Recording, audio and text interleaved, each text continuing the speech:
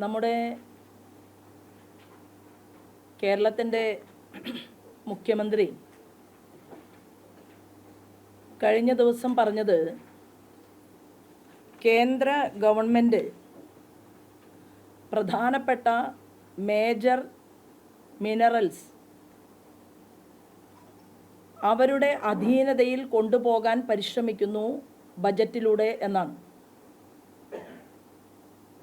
അപ്പോൾ യഥാർത്ഥത്തിൽ കഴിഞ്ഞ 2010 അറേബ്യൻ കടലിൽ ഉൾപ്പെടെയുള്ള അറേബ്യൻ കടലോരം ഉൾപ്പെടെയുള്ള ബംഗാൾ ബേ ഉൾപ്പെടെയുള്ള പ്രദേശങ്ങളിൽ സാറ്റലൈറ്റ് ബ്ലോക്കുകൾ കേന്ദ്രീകരിച്ചുകൊണ്ട് അന്ന് കൊടുത്ത ഒരു ടെൻഡറുമില്ലാതെ കേന്ദ്ര ഗവൺമെൻറ് വിവിധങ്ങളായിട്ടുള്ള സ്വകാര്യ കമ്പനികൾക്ക് അനുവദിച്ചു കൊടുത്ത ബ്ലോക്കുകളുടെ ലിസ്റ്റാണ് ഞാൻ മാധ്യമ സുഹൃത്തുക്കൾക്ക് നൽകിയിട്ടുള്ളത്. 2010 ഇതിൽ 6 ബ്ലോക്കുകൾ നമ്മുടെ ആലുവ കേന്ദ്രീകരിച്ചുകൊണ്ട് പ്രവർത്തിക്കുന്ന മിസ്റ്റർ കർത്തയുടെ കമ്പനിയാണ്. ഇപ്പോൾ സ്വകാര്യ കമ്പനികൾക്ക് അന്നത്തെ UPA ഗവൺമെൻറ് കേന്ദ്ര ധാതു ഇനത്തിൽപ്പെട്ട ബോക്സൈറ്റും ഇരുമ്പയിരും കരിമണലും തുടങ്ങിയിട്ടുള്ള പ്രധാനപ്പെട്ട ധാതുക്കൾ കേന്ദ്ര ഗവൺമെൻറ്റിൻ്റെ അധീനതയിൽ മാത്രം നിലനിൽക്കും എന്ന് നിയമമുള്ള നമ്മുടെ രാജ്യത്ത് ഇത്രയും ബ്ലോക്കുകൾ സ്വകാര്യ കമ്പനികൾക്ക് മാത്രമായിട്ട് അനുവദിച്ചു കൊടുത്തതിൻ്റെ ഒരു ടെൻഡർ അനുവദിച്ചു കൊടുത്തതിൻ്റെ ബ്ലോക്കുകളുടെ ലിസ്റ്റാണ് ഞാൻ മാധ്യമ സുഹൃത്തുക്കൾക്ക് നൽകിയിട്ടുള്ളത്. ഇന്ത്യ ഗവൺമെൻറ്റിൻ്റെ ദ ഗസറ്റ് ഓഫ് ഇന്ത്യ, ആ ഇന്ത്യ ഗവൺമെൻറ്റിൻ്റെ ഗസറ്റ് വിജ്ഞാപനത്തിൻ്റെ കോപ്പിയും അല്പസമയത്തിന് ശേഷം പത്രസമ്മേളനത്തിന് ശേഷം ആവശ്യമുള്ള ആളുകൾക്ക് ഇതിൻ്റെ കോപ്പി എടുക്കാനും തരാനുമായിട്ടുള്ള സൗകര്യമുണ്ടാകും.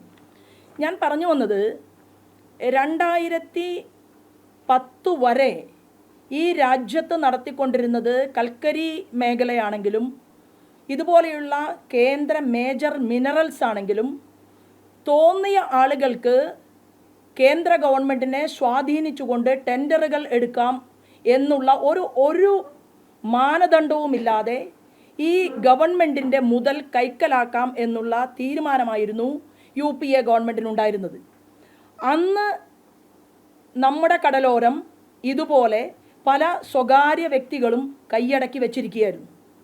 പക്ഷേ ഇന്ന് 2014 ശ്രീമാൻ നരേന്ദ്രമോദിയുടെ ഗവൺമെൻറ് അധികാരത്തിൽ വന്നതിന് ശേഷം ഇതിനെ രാജ്യത്തിൻ്റെ വിഭവമാക്കി മാറ്റാൻ വേണ്ടിയിട്ടുള്ള പരിശ്രമം നടത്തുകയും നിയമം മൂലം മേജർ മിനറൽസിനെയും മൈനർ മിനറൽസിനെയും വേർതിരിച്ചുകൊണ്ടുള്ള കൃത്യമായിട്ടുള്ള രേഖകൾ അതത് മുഖ്യമന്ത്രിമാർക്കും അതത് സംസ്ഥാന ഗവൺമെൻറ്റുകൾക്കും കൈമാറിക്കഴിഞ്ഞിട്ടുണ്ട്. അപ്പോൾ തീർച്ചയായിട്ടും അങ്ങനെ കൈമാറിയതിന് ശേഷം എന്തടിസ്ഥാനത്തിലാണ് കേരളത്തിൻ്റെ മുഖ്യമന്ത്രി പറയുന്നത് ഇവിടുത്തെ ധാതു അത് കേന്ദ്രത്തിന് അധീനതപ്പെട്ടതാണെന്നും കേന്ദ്ര ഗവൺമെൻറ്റിന് അവകാശപ്പെട്ടതാണെന്നും നിയമം നിലനിൽക്കുന്ന നമ്മുടെ നാട്ടിൽ ഇത് ഇവിടെ നിന്ന് എടുത്തുകൊണ്ടുപോകാൻ വേണ്ടി NDA ഗവൺമെൻറ് അതായത് ശ്രീമാൻ നരേന്ദ്രമോദി പരിശ്രമിക്കുന്നു എന്നുള്ള രീതിയിൽ കേരളത്തിലെ ജനങ്ങളെ തെറ്റിദ്ധരിപ്പിച്ചുകൊണ്ടുള്ള ഒരു സ്റ്റേറ്റ്മെൻറ്റ് കേരളത്തിൻ്റെ മുഖ്യമന്ത്രി ഇറക്കിയിട്ടുണ്ട്. ആ സ്റ്റേറ്റ്മെൻറ്റ് പിൻവലിക്കാൻ കേരളത്തിൻ്റെ മുഖ്യമന്ത്രി തയ്യാറാകണം എന്നുള്ളതാണ് ഭാരതീയ ജനതാ പാർട്ടിയുടെ ആവശ്യം. ഇന്ന് ഭരണം നടത്തുന്നത് കേരളത്തിൽ നിന്ന് പോയിട്ടുള്ള 1/2 ഡസനോളം വരുന്ന UPA ഗവൺമെൻറ്റിൻ്റെ കാലഘട്ടത്തിലുള്ള കേന്ദ്രമന്ത്രിമാരല്ല. അവരെ പിന്തുണയ്ക്കുന്നത് ഒന്നാം UPA ഗവൺമെൻറ്റിൻ്റെ ഭാഗമായി നിൽക്കുന്ന ഇടതുപക്ഷ ജനാധിപത്യ മുന്നണിയുടെ വിജയിച്ച MP മാരുമല്ല. ഇന്ന് രാജ്യത്തിൻ്റെ ഭരണകൂടത്തിന് നേതൃത്വം കൊടുക്കുന്നത് ശ്രീമാൻ നരേന്ദ്രമോദിയാണ്. അദ്ദേഹത്തിൻ്റെ കൂടെയുള്ള വകുപ്പ് മന്ത്രിമാരാണ്. അപ്പോൾ കേരളത്തിൻ്റെ ഈ ധാതുക്കളെ സൗകര്യാർത്ഥം ചില പ്രത്യേക മുതലാളിമാർക്ക് അനുവദിച്ചു കൊടുക്കുകയും അതിൻ്റെ പേരിൽ കാലാകാലം നോക്കുകൂലി വാങ്ങുകയും ചെയ്യാം എന്നുള്ള ബോധ്യമാണെങ്കിൽ ഇന്ത്യ മാറിപ്പോയി, നമ്മുടെ നാട് മാറിപ്പോയി എന്നുള്ളത് കേരളത്തിൻ്റെ ബഹുമാനപ്പെട്ട മുഖ്യമന്ത്രി മനസ്സിലാക്കണം എന്ന് ഭാരതീയ ജനതാ പാർട്ടി പറയുകയാണ്. നോക്കൂ, ഇവിടെ മാവൂർ റയോൺസ് എന്ന് പറയുന്ന വലിയൊരു കമ്പനി പ്രവർത്തിക്കുകയുണ്ടായിരുന്നു. ആ കമ്പനി എങ്ങനെയാണ് പൂട്ടിക്കെട്ടിയത് എന്നതിനെക്കുറിച്ച് കേരളത്തിന് നല്ല ബോധ്യമുണ്ട്. അത് ബിർള ഗ്രൂപ്പിൻ്റെ കമ്പനിയായിരുന്നു. എക്സൽ ഗ്ലാസ് എന്ന് പറയുന്ന ലോകോത്തര നിലവാരത്തിൽ പ്രവർത്തിച്ചു കൊണ്ടിരുന്ന ഒരു എക്സൽ ഗ്ലാസ് കമ്പനി, അത് ആലപ്പുഴ കേന്ദ്രീകരിച്ചുകൊണ്ടാണ് നടന്നുകൊണ്ടിരുന്നത്. അതിനാവശ്യമായിട്ടുള്ള അസംസ്കൃത വസ്തു എന്ന് പറയുന്നത് സിലിക്ക സാൻഡ് ആയിരുന്നു. ആ സിലിക്ക സാൻഡ് ഇഷ്ടം പോലെ കേരളത്തിൽ ലഭ്യമായിട്ടും ആ glass factory, Excel glass factory പൂട്ടിക്കെട്ടി. അത് ഒരു അഗർവാൾ ഗ്രൂപ്പിൻ്റെ കമ്പനിയായിരുന്നു. ആ അഗർവാൾ ഗ്രൂപ്പിൻ്റെ കമ്പനി ഈ ധാതു എവിടെയാണോ കിട്ടുന്നത് അതന്വേഷിച്ചു കൊണ്ട് അവർ കേരളം വിട്ടു പോവുകയുണ്ടായി. 2, നമുക്ക് ഓർമ്മയുണ്ടാവും, അതിൻ്റെ പ്രേം നസീറിൻ്റെ കമ്പനി എന്നാണ് തെക്കൻ കേരളത്തിൽ അതറിയപ്പെട്ടിരുന്നത്. ആ കമ്പനിയുടെ ചില മീറ്റിങ്ങുകളിൽ പ്രേം നസീർ വരാറുണ്ടായിരുന്നു. പഴയ ചരിത്രമാണ്. അപ്പോൾ ആ എക്സൽ ഗ്ലാസ് അത് പൂട്ടിക്കെട്ടിയിട്ടുണ്ട്. അതുപോലെ തന്നെ നമ്മുടെ നാട്ടിലെ ബഹുമാനപ്പെട്ട വ്യവസായ വകുപ്പ് മന്ത്രി ശ്രീമാൻ രാജീവ് കേരളത്തിലെ ജനങ്ങളോട് പറയണം ഏതൊക്കെയാണ് താങ്കളുടെ വ്യവസായ വകുപ്പിൻ്റെ കീഴിൽ, കാരണം അദ്ദേഹം വ്യവസായ വകുപ്പ് മന്ത്രി മാത്രമല്ല, മൈനിങ് ആൻഡ് ജിയോളജി വകുപ്പിൻ്റെ മന്ത്രി കൂടിയാണ്. അതുകൊണ്ട് താങ്കൾ പറയണം മൈനർ മിനറൽസ് ഏതൊക്കെയാണ് കേരള ഗവൺമെൻറ്റിന് അവകാശപ്പെട്ടതുള്ളത് എന്നതുകൂടി കേരളത്തിലെ ജനങ്ങളുടെ മുന്നിൽ ഒന്ന് വ്യക്തമായി പറയാൻ വേണ്ടി തയ്യാറാകണം എന്നുകൂടി നമ്മൾ ആവശ്യപ്പെടുകയാണ്. കാസർഗോഡിൽ കിന്നാനൂർ കരിന്തളത്ത് ഒരു വലിയ കമ്പനി പ്രവർത്തിച്ചിരുന്നു. ആ കമ്പനിയിൽ നിന്ന് ഉൽപ്പാദിപ്പിച്ചിരുന്നത് ബോക്സൈറ്റ് ആയിരുന്നു. ഈ ബോക്സൈറ്റ് എന്ന് പറയുന്നത് 50% അലൂമിനിയത്തിൻ്റെ കണ്ടൻ്റ് ഉള്ള ബോക്സൈറ്റ് ആയിരുന്നു. അപ്പോൾ ആ ബോക്സൈറ്റ് കമ്പനിയുമായിട്ട് ഗോവയിൽ നിന്നുള്ള ഒരു കമ്പനി കരാർ വെക്കുകയുണ്ടായി.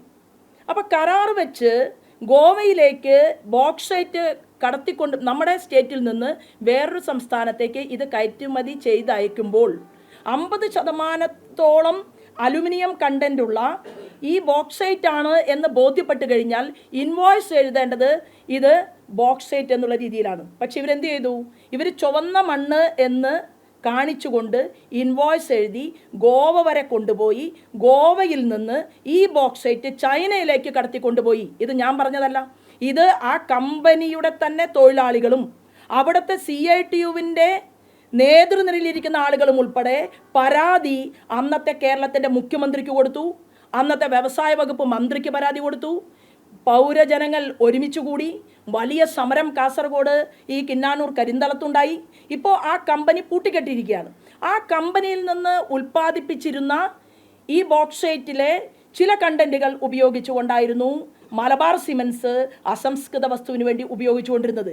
അവിടെ അഴിമതി നടത്താതിരുന്നു എങ്കിൽ, ആ കമ്പനി നല്ല രീതിയിൽ നിലനിന്നിരുന്നു എങ്കിൽ, ആ കമ്പനിയിലെ അസംസ്കൃത വസ്തു ഉപയോഗപ്പെടുത്തിക്കൊണ്ട് മലബാർ സിമൻസിലേക്ക് ധാരാളം അതിനാവശ്യമായ അസംസ്കൃത വസ്തു അവർക്ക് ഉപയോഗിക്കാമായിരുന്നു. കുറഞ്ഞ വിലയ്ക്ക് ആ സിമൻറ്റ് കമ്പനിയെ നമ്മുടെ കേരളത്തിൽ ഫ്ലറിഷ്ഡ് ആക്കാമായിരുന്നു, നല്ല രീതിയിൽ മുന്നോട്ട് കൊണ്ടുപോകാൻ സാധിക്കുമായിരുന്നു. ഇന്ന് മലബാർ സിമൻസ് ഈ അസംസ്കൃത വസ്തു വാങ്ങുന്നത് തമിഴ്നാട്ടിൽ നിന്നാണ്. അപ്പോൾ മറ്റൊന്ന് മാടായിപ്പാറ, പാപ്പിനിശ്ശേരി, പഴയങ്ങാടി, ഇവിടെയെല്ലാം നല്ല കേരള ക്ലേസ് ഉണ്ടായിരുന്നു. ആ കേരള ക്ലേസ് സുലഭമായി കിട്ടിക്കൊണ്ടിരുന്ന ഈ കണ്ണൂരിലെ എത്രയോ ആളുകൾക്ക് തൊഴിൽ സാധ്യതയുണ്ടായിരുന്ന കണ്ണൂർ ജില്ലയിൽ അതെല്ലാം പൂട്ടുന്ന ഒരു സാഹചര്യം എങ്ങനെയാണ് ഉണ്ടായത്? കണ്ണൂരായിരുന്നു കിന്നാനൂർ കരിന്തളത്തിൻ്റെ ഹെഡ് ഓഫീസ്.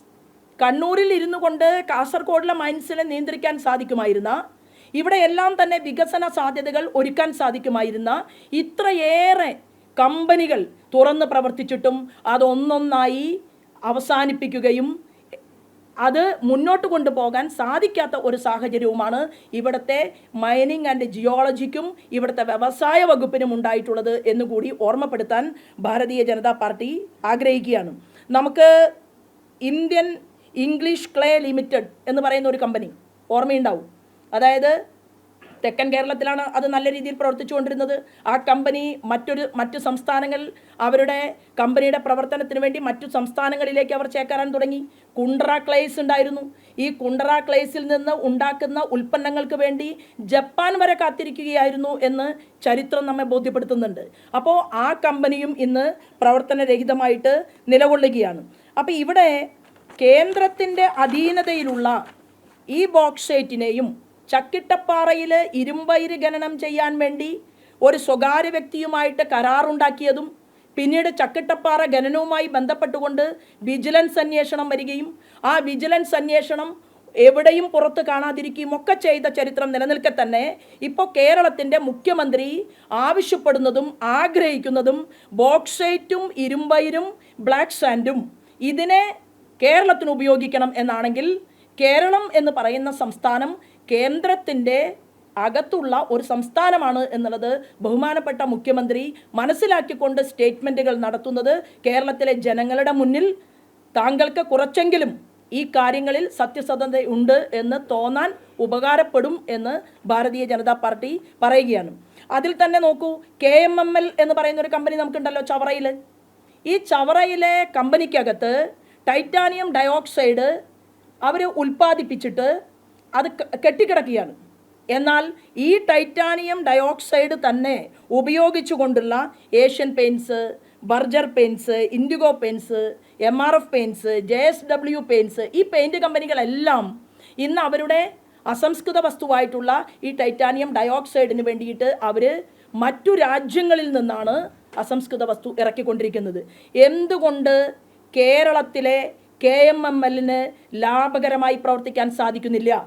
എന്തുകൊണ്ട് കേരളത്തിൻ്റെ വ്യവസായ വകുപ്പ് ഇത്രയേറെ അസംസ്കൃത വസ്തു ലഭ്യമായിട്ടും ചവറയിലെ ഈ പൊതുമേഖലാ സ്ഥാപനത്തിലൂടെ ഒരുപാട് സാധ്യതകൾ ഒരുക്കിയെടുക്കാൻ സാധിച്ചിട്ടും എന്തുകൊണ്ടാണ് വ്യവസായ വകുപ്പിന് ഈ ഇൻട്രസ്റ്റ് ഇല്ലാത്തത് എന്ന് ഭാരതീയ ജനതാ പാർട്ടി ഇവിടുത്തെ ഗവൺമെൻറ്റിനോട് ചോദിക്കാൻ ആഗ്രഹിക്കുകയാണ്. ഇപ്പം ടൈറ്റാനിയം സ്പഞ്ചാണെങ്കിലും അത് ISROയിലെ നമുക്കെല്ലാവർക്കും അറിയാം, ഇത് പലവട്ടം ചർച്ച ചെയ്താണ്, റോക്കറ്റ് വിക്ഷേപണ കേന്ദ്രത്തിന് വരെ അല്ലെങ്കിൽ നമ്മുടെ ശാസ്ത്ര മേഖലയ്ക്ക് വരെ ഉപയോഗിക്കപ്പെടാൻ സാധിക്കുന്ന ഇത്രയേറെ സാധ്യതകളുള്ള ഒരുപാട് കരിമണലിൽ നിന്ന് തന്നെ ഒരുപാട് തോറിയം ഉൾപ്പെടെ, മോണോസൈറ്റ് ഉൾപ്പെടെ, ഇൽമനൈറ്റ് ഉൾപ്പെടെ ഒരുപാട് സാധ്യതകൾ ഉപയുക്തമാക്കാൻ സാധിക്കുന്ന ആ കേന്ദ്രധാതുവിനെ നമ്മുടെ രാജ്യം ഇപ്പോൾ ടെൻഡർ വിളിക്കാൻ വേണ്ടിയിട്ട് തീരുമാനമെടുത്തിട്ടുള്ളത് കേന്ദ്ര ഗവൺമെൻറ് പറഞ്ഞിട്ടുണ്ട്. ഇന്ത്യൻ ബ്യൂറോ ഓഫ് മൈൻസ് അവർ ഇത് ഗസറ്റ് വിജ്ഞാപനം നടത്തുകയും ഈ ടെൻഡറുമായി ബന്ധപ്പെട്ടുകൊണ്ട് ആർക്ക് വേണമെങ്കിലും ഇൻ്റർനാഷണൽ അടിസ്ഥാനത്തിൽ വരെയുള്ള വലിയ വലിയ കമ്പനികൾക്ക് പരസ്യമായി ജനങ്ങളുടെ മുൻപാകെ വന്ന് ടെൻഡർ വിളിക്കാൻ മാനദണ്ഡം വേണം.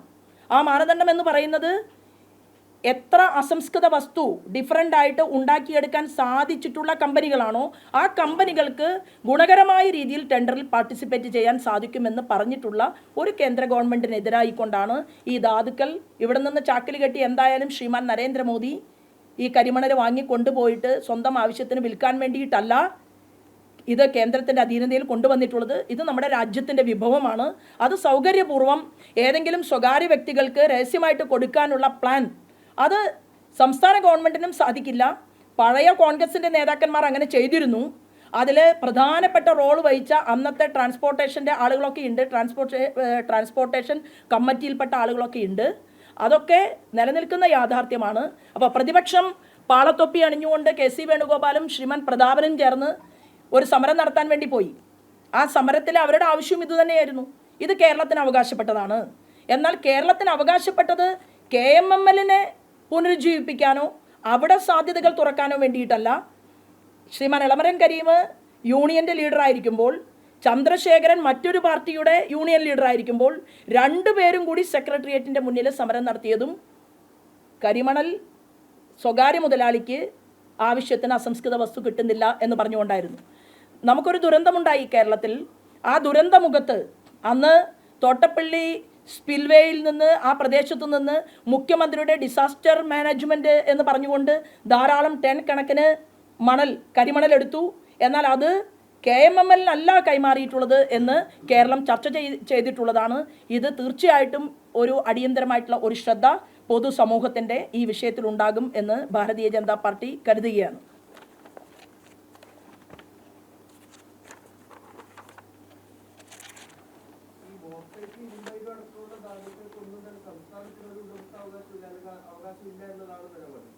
സംസ്ഥാന ഗവൺമെൻറ്റിന് മൈനർ മിനറൽസിൽ അവകാശമുണ്ട്. ആ മൈനർ മിനറൽസ് പോലും ചൈന ക്ലേ ആവട്ടെ, അതല്ലെങ്കിൽ ഇന്ന് ഇവിടെ കാണുന്ന ഈ കമ്പനികളെല്ലാം പൂട്ടിക്കിടക്കുന്ന കമ്പനികളിൽ നമുക്ക് ആവശ്യമായിട്ടുള്ള ഉൽപ്പന്നങ്ങൾ എടുക്കാൻ സാധ്യതയുണ്ടായിട്ടും ആ മൈനർ മിനറൽസിനെ പോലും ഉപയോഗിക്കാൻ അലംഭാവം കാണിക്കുന്ന ഒരു ഗവൺമെൻറ് ഈ 3 ധാതുക്കൾ ഇത് കേന്ദ്ര ഗവൺമെൻറ്റിന് അവകാശപ്പെട്ടതാണ് എന്ന് നിയമം പാസ്സാക്കിയിട്ടുള്ള രാജ്യത്തിരുന്നു കൊണ്ട് ഇത് ഞങ്ങളുടേതാണ് എന്ന് പറയുന്നതിലെ കളവിനെ കുറിച്ചാണ് നമ്മളിവിടെ ചർച്ച ചെയ്യുന്നത്.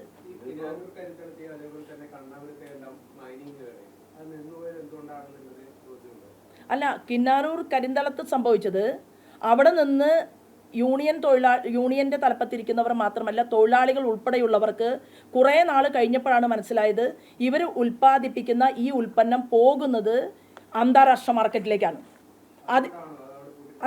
അതിൻ്റെ പേരിൽ പ്രാദേശികമായിട്ട് ജനങ്ങൾ ഒരുമിച്ച് കൂടി, അറിയാം, എല്ലാവരും ഒരുമിച്ചു.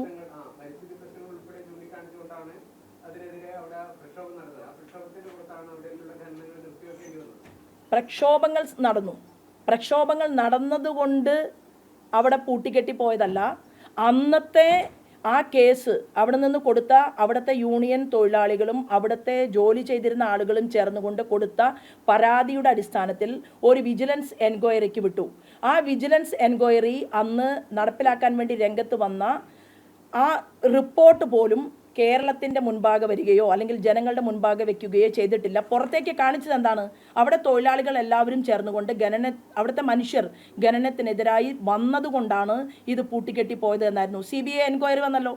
അതായത് കേന്ദ്ര ധാതു മൈനർ ധാതുവാക്കി കൊണ്ടുപോകുന്നു എന്നതിൻ്റെ പേരിൽ എൻക്വയറി നടത്തപ്പെട്ടപ്പോൾ UPA ഗവൺമെൻറ്റിൻ്റെ സമയത്ത് 2011-നും 2012-നും ഇടയിൽ ഇതിൻ്റെ അപകട സാധ്യത മനസ്സിലാക്കിയപ്പോൾ അവരുൾപ്പെടെയുള്ളവർ ചേർന്നുകൊണ്ടാണ് അവിടെ അത്തരത്തിലുള്ള ഒരു സാഹചര്യം ക്രിയേറ്റ് ചെയ്തത്. അവിടെ സമരം നടന്നപ്പോൾ ആ പ്രദേശം സന്ദർശിച്ച ഒരു വ്യക്തി കൂടിയാണ് ഞാൻ. അപ്പോൾ അവിടെ ജനങ്ങൾ സമരത്തിന് വരുന്നത് എന്തുകൊണ്ടാണ്? യാതൊരു ഉപയോഗവും ആ പ്രദേശത്തെ ജനങ്ങൾക്ക് അതുമായിട്ടില്ല. ഒരു തൊഴിൽ പോലും അവിടുത്തെ ഒരു ജനത്തിന്, ഒരു സാധാരണപ്പെട്ട ഒരു കുടുംബത്തിന് ഒരു തൊഴിൽ പോലും കൊടുക്കുന്നില്ല. അവിടെ നിന്ന് കിട്ടുന്ന കോടിക്കണക്കിന് രൂപ ആരാ കൈകാര്യം ചെയ്യുന്നത്? എവിടേക്കാണ് വന്നത്? ഇതിനെക്കുറിച്ചായിരുന്നു അന്നത്തെ മുഖ്യമന്ത്രിക്ക് കൊടുത്ത പരാതി, വ്യവസായ വകുപ്പിന് കൊടുത്ത പരാതി. അതിൻ്റെയും ഡോക്യുമെൻ്റ് ആവശ്യം വരികയാണെങ്കിൽ ഞാൻ തീർച്ചയായിട്ടും പേഴ്സണലായിട്ട് അയച്ചു തരുന്നതാണ്. അന്നത്തെ അന്വേഷണ കമ്മീഷന് വേണ്ടി വെച്ച സെക്രട്ടറിയുടെ പേരുൾപ്പെടെ അവർ നടത്തിയിട്ടുള്ള അന്വേഷണത്തിൻ്റെ കോപ്പി ഉൾപ്പെടെ ഞാൻ തരാം. പക്ഷേ അത് മൊബൈലിലാണ്, പ്രിൻ്റ് എടുത്തതിന് ശേഷം ഞാൻ തരും. സംസ്ഥാന സർക്കാർ ഒരു ഇടനാഴി പ്രഖ്യാപിച്ചിട്ടുണ്ട് ഈ ബജറ്റിൽ. അപ്പോൾ സംസ്ഥാനത്തിന്റെ സമ്പത്ത്, ഇവിടുത്തെ കാര്യങ്ങൾ ഇവിടുത്തെ സംസ്ഥാനത്തിന് തന്നെ ഉപയോഗിക്കാൻ കഴിയുന്ന രീതിയിലേക്ക് ഒരു ബജറ്റ് പ്രഖ്യാപിക്കുമ്പോഴാണ് മറ്റൊരു ബജറ്റ് കേന്ദ്രം പ്രഖ്യാപിക്കുന്നത്. അതുകൊണ്ട് അതാണ് അതിലൊരു സംശയം. അല്ല, അതാ ഞാൻ പറഞ്ഞത്, സംസ്ഥാന ഗവൺമെന്റിന്റെ അധീനതയിലുള്ള മൈനർ മിനറൽസിന്റെ സാധ്യതകളെപ്പോലും ഉപയോഗപ്പെടുത്താൻ സാധിക്കാതെ 11ഓളം വരുന്ന വിശാലമായ അടിസ്ഥാനത്തിലുള്ള ഇപ്പോൾ ഓട് നിർമ്മാണത്തിന് ഉപയോഗിക്കുന്ന ക്ലേ നമ്മുടെ നാട്ടിൽ എടുക്കാൻ സാധ്യതയുള്ള സ്ഥലങ്ങളും അങ്ങനെയുള്ള കമ്പനികളും എല്ലാം നിലനിന്നിരുന്ന കേരളത്തിൽ അതെല്ലാം പൂട്ടിച്ചതാരാണ്? അതെല്ലാം പൂട്ടിക്കാൻ നേതൃത്വം കൊടുക്കുന്നതും സമരത്തിന് നേതൃത്വം കൊടുക്കുന്നതും മാർക്സിസ്റ്റ് പാർട്ടിയാണ്. അവിടുത്തെ മാർക്സിസ്റ്റ് പാർട്ടിയുടെ ഒരു പോയിന്റ് എന്ന് പറയുന്നത് എന്താണ്? അവർ ബഹുരാഷ്ട്ര കുത്തകയ്ക്കെതിരാണ്. ആരാ ബഹുരാഷ്ട്ര കുത്തക? അവരുദ്ദേശിക്കുന്ന ബഹുരാഷ്ട്ര കുത്തക എന്ന് പറയുന്നത് ഇപ്പോൾ അവർക്ക് ഉത്തരം പറയാൻ പറ്റാത്ത സാഹചര്യത്തിലെത്തിയിരിക്കുകയാണ്. കാരണം ഏറ്റവും വലിയ പണച്ചാക്കുകളെയാണ് രഹസ്യമായിട്ട് തലോടിക്കൊണ്ട് അവരെ സഹായിച്ചുകൊണ്ട് മുന്നോട്ട് പോകുന്നത്. ഇവിടെ പൊതുമേഖലാ സ്ഥാപനവും പ്രവർത്തിക്കണം, സ്വകാര്യ മുതലാളിമാരും വേണം. എന്നാൽ ആ സ്വകാര്യ മുതലാളി ഒരു ധാതു കൈവശം വെക്കുന്നത് നിലനിൽക്കുന്ന നിയമത്തിനനുസരിച്ച് കൊണ്ടായിരിക്കണമെന്ന് മാത്രമേ പറഞ്ഞിട്ടുള്ളൂ.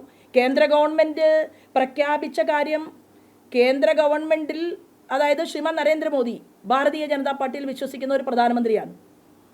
യോഗി ആദിത്യനാഥ് ഉത്തർപ്രദേശിലെ മുഖ്യമന്ത്രി, BJPയിൽ വിശ്വസിക്കുന്ന ഒരു മുഖ്യമന്ത്രിയാണ്. എന്നാൽ യോഗി ആദിത്യനാഥിൻ്റെ സംസ്ഥാനത്തുള്ള ഏതെങ്കിലും ഒരു ഉൽപ്പന്നം അല്ലെങ്കിൽ അസംസ്കൃത വസ്തു അത് കേന്ദ്രത്തിന് അവകാശപ്പെട്ടതാണെങ്കിൽ കേന്ദ്ര നിയമം പാലിച്ചേ പറ്റൂ എന്നുള്ളതാണ്. ആ കേന്ദ്രത്തിൻ്റെ നിയമം കേരളത്തിന് ബാധകമായേ പറ്റൂ എന്നുള്ളത് സൂചന നൽകി എന്ന് മാത്രമേ ഉള്ളൂ. അതിന് പ്രത്യേകിച്ച് വ്യവസായ വകുപ്പ് മന്ത്രി മിസ്റ്റർ രാജീവനോ കേരളത്തിൻ്റെ മുഖ്യമന്ത്രിക്കോ പ്രത്യേകിച്ച് അതിൽ ഒരു ഒഴിവ് കഴിവും ഉണ്ടാകില്ല എന്നാണ് നമ്മൾ സൂചിപ്പിച്ചത്.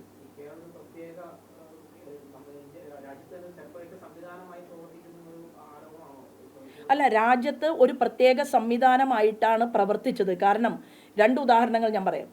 അതായത് കേരളത്തിൽ ജീവിക്കുന്ന മുസ്ലിം സഹോദരന്മാരോട് എന്തു പറഞ്ഞു? ഈ ഗവൺമെൻറ് പറഞ്ഞത് പൗരത്വ നിയമം നമ്മുടെ നാട്ടിൽ നടപ്പിലാക്കി കഴിഞ്ഞാൽ പല മുസ്ലിം സുഹൃത്തുക്കൾക്കും കേരളം വിട്ടു പോകേണ്ടി വരും എന്ന് ചർച്ച നടത്തിയില്ലേ? എത്ര സെമിനാർ സംഘടിപ്പിച്ചു? എത്ര പൊതുയോഗങ്ങളിൽ മൈക്ക് കെട്ടി പ്രസംഗിച്ചു? എത്ര ആളുകൾ ഭയപ്പെട്ടു? അതായത് അറിവില്ലാത്ത സാധാരണക്കാരായിട്ടുള്ള വയസ്സായിട്ടുള്ള ആളുകൾ എന്നോട് എത്രയോ ആളുകൾ ചോദിച്ചു, നിങ്ങൾ ഈ രാജ്യം ഭരിച്ച് മുന്നോട്ട് പോകുന്നത് ഞങ്ങളെ പുറത്താക്കാൻ വേണ്ടിയിട്ടാണോ എന്ന് എത്രയോ നല്ല മനുഷ്യർ ചോദിച്ചു. അപ്പോൾ പൗരത്വ നിയമം എന്ന് പറയുന്നത് നമ്മുടെ രാജ്യത്ത് എല്ലാവർക്കും വേണ്ടി കൊണ്ടുവന്ന ഒരു നിയമത്തെ മുസ്ലിം ജനസാമാന്യത്തിനെതിരായിട്ട് ഭാരതീയ ജനതാ പാർട്ടി പ്രവർത്തിക്കുന്നു എന്നുള്ള ഒരു കണ്ടന്റ് പ്രൊഡ്യൂസ് ചെയ്യാൻ വേണ്ടിയിട്ടാണ് അവർ പരിശ്രമം നടത്തിയത്. അപ്പോൾ അതിനുവേണ്ടി അവർ നിയമസഭയിൽ ഏകീകരിക്കപ്പെട്ടു. കോൺഗ്രസും മാർക്സിസ്റ്റ് പാർട്ടിയും ഒന്നായി. ഇതുപോലെ ഒരു ഭീകരവാദത്തിൻ്റെ വിഷയം ചർച്ച ചെയ്യുമ്പോൾ ഭീകരത എന്ന് പറയുന്നത് എതിർക്കപ്പെടേണ്ടതാണ്. പകരം അതിനെന്ത് ചെയ്യുന്നു? അവർ കൊടുക്കുന്ന നരേഷൻ എന്ന് പറയുന്നത് ഇത് ഞങ്ങൾ ഇടതുപക്ഷ ജനാധിപത്യ മുന്നണി കേരളം ഭരിക്കുന്നത് കൊണ്ട് കേന്ദ്രം ഇങ്ങനെ ചെയ്യുന്നു എന്നുള്ള ഒരു നരേഷൻ സൃഷ്ടിക്കാൻ വേണ്ടിയിട്ട് കേരള ഗവൺമെൻറ് പരിശ്രമിക്കുകയാണ്. അത് വേണ്ട എന്നാണ് പറയുന്നത്. കാരണം അന്ന് നടന്നതുപോലെ ഇന്ന് നടക്കില്ല എന്ന് ഞങ്ങൾ പറഞ്ഞാൽ മാധ്യമ സുഹൃത്തുക്കൾ ചോദിക്കും, രേഖ എവിടെയാണ്? അപ്പോൾ 2010 ഇത്രയും ബ്ലോക്കുകൾ കൊടുത്തിട്ടുണ്ടായിരുന്നു എന്നതിൻ്റെ കോപ്പി ഞാൻ കയ്യിൽ തന്നതാണ്. ഈ കാടുമണൽ ഇടനാഴി, അതുകൊണ്ട് ആമാർ സംരക്ഷണ കേന്ദ്രം, ഇതൊഴികെ ബാക്കി ഇനിയൊന്നും പറയാനില്ല കേന്ദ്ര ബജറ്റിൽ. ഈ തെരഞ്ഞെടുപ്പിലേക്കൊക്കെ പോകുമ്പോൾ ആളുകൾ ചോദിക്കില്ലേ, കേരളത്തിന് കേന്ദ്രം എന്ത് തന്നു എന്ന് നിങ്ങളോടൊക്കെ ചോദിക്കുമ്പോൾ എന്താ മറുപടി പറയാ? കേരളത്തിലെ ജനങ്ങൾ കണ്ണു തുറന്ന് കാണുകയല്ലേ. 1/2 ഡസൻ കേന്ദ്രമന്ത്രിമാർ കോൺഗ്രസിൽ നിന്നും ഉണ്ടായിട്ട് 18 വർഷം ഹോൾഡ് ചെയ്ത് വെച്ച ദേശീയ പാതകൾ അത് നമ്മുടെ മുന്നിൽ അങ്ങനെ നിവർന്നു കിടക്കുകയാണ്. ദേശീയ പാതകളുടെ പ്രവർത്തനം നടക്കുന്നു. ഇവിടെ ഏറ്റവും കൂടുതൽ റെയിൽവേ വികസനം നടക്കുന്നു. റെയിൽവേ വികസനം നടക്കുന്നു എന്ന് പറഞ്ഞാൽ റെയിൽവേ ഉദ്യോഗസ്ഥന്മാരെ കേന്ദ്രമന്ത്രി നേരിട്ട് ഡൽഹിയിലേക്ക് വിളിച്ചു വരുത്തിയിട്ട് നിങ്ങളുടെ സംസ്ഥാനത്തെ റെയിൽവേ വൈദ്യുതീകരണം അത് ഇത്ര മാസത്തിനുള്ളിൽ നടത്തി റിപ്പോർട്ട് തരണമെന്ന് പറയുന്ന തൻ്റെടിയായിട്ടുള്ള ഒരു കേന്ദ്രമന്ത്രി നമുക്കുണ്ട്. അപ്പോൾ റെയിൽവേ അവാർഡ് മേടിച്ചു റെയിൽവേ ഉദ്യോഗസ്ഥന്മാർ. അതായത് നമ്മുടെ കേരളത്തിൻ്റെ റെയിൽവേ ഡബിളിങ്ങുമായി ബന്ധപ്പെട്ടുകൊണ്ട് തെക്കൻ കേരളത്തിലേക്ക് വളരെ സ്പീഡായിട്ടുള്ള പുരോഗമന പ്രവർത്തനങ്ങൾ നടത്തിയപ്പോൾ അതിന് അവാർഡ് വാങ്ങുന്നത് എന്തുകൊണ്ടാണ്? ചോദ്യം ചെയ്യാൻ ആളുണ്ട്. ചോദിക്കുന്നവർക്ക് ഉത്തരം കൊടുക്കാൻ ഉദ്യോഗസ്ഥന്മാർ തയ്യാറായേ പറ്റൂ. അപ്പോൾ റെയിൽവേ വികസനം നടക്കുന്നു. എന്താ കേരളത്തിന് കിട്ടാത്തത്? പക്ഷേ വയസ്സായ ആളുകൾക്ക് 5 ലക്ഷം രൂപയുടെ ഞാൻ ചികിത്സിക്കാമെന്ന് പറഞ്ഞ് ഒരു പ്രധാനമന്ത്രി കൊണ്ടുവന്ന ആയുഷ്മാൻ ഭാരത് പദ്ധതി കേരളത്തിന് വേണ്ട. നമ്മുടെ മക്കൾ ഗവൺമെൻറ് സ്കൂളിൽ പൊട്ടിയ ബെഞ്ചിലിരുന്ന് തന്നെ പഠിക്കണം. അവർക്ക് വേണ്ടിയിട്ട് 1 കോടി രൂപയുടെ പ്രധാനമന്ത്രിയുടെ പൈസ എന്ന് പറയുന്നത് നമ്മുടെ പൈസ, 1 കോടി രൂപ ഒരു സർക്കാർ സ്കൂളിലേക്ക് കൊണ്ടുവരുന്ന PM ശ്രീ പദ്ധതി അത് നമുക്ക് വേണ്ട. ഇവർ തീരുമാനിക്കുകയാണ്. ജൽനൽ പദ്ധതി, കുടിവെള്ളമില്ലാത്ത മുഴുവൻ വീടുകളിലേക്കും പൈപ്പും വെള്ളവും എത്തിക്കണം എന്ന് പറയാം. പൈപ്പുണ്ട്, പല പ്രദേശത്ത് ടാങ്ക് ഉണ്ട്, വെള്ളമില്ല, തുറന്നാൽ കാറ്റ് മാത്രമേ വരൂ.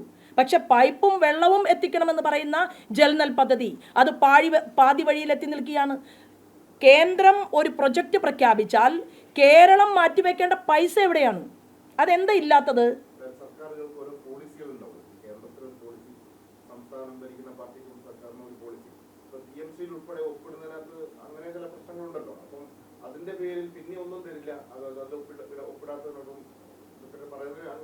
അതല്ല ഉദ്ദേശം.